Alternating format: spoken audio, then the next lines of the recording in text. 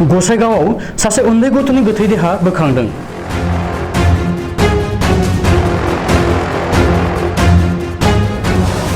थैनाय थासारियाव फाथो आबादनिफ्राय मोननो हादों गथ'खौ।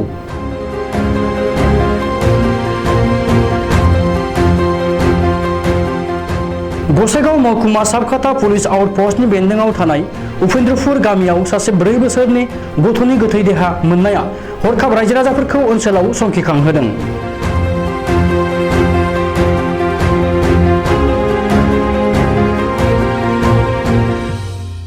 मोनाबिलि समाव बोरमा लायनो थांनाय 4 बोसोरनि निकिता मुर्मु मुंनि हिन्जावसा गथ'आ न' फैफिनैनि जाहोनखौ गामिगोरानो फोरमायो बिफा सुफाल किस्कुआ।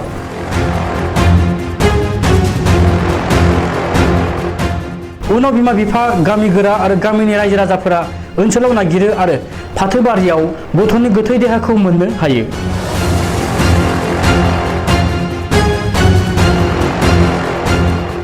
लोगो लोगो साबखाथा पुलिसनि जाथायखौ फोरमायहरो आरो गोथै देहाखौ पुलिसा साबखाथा थानायाव लानानै थाङो।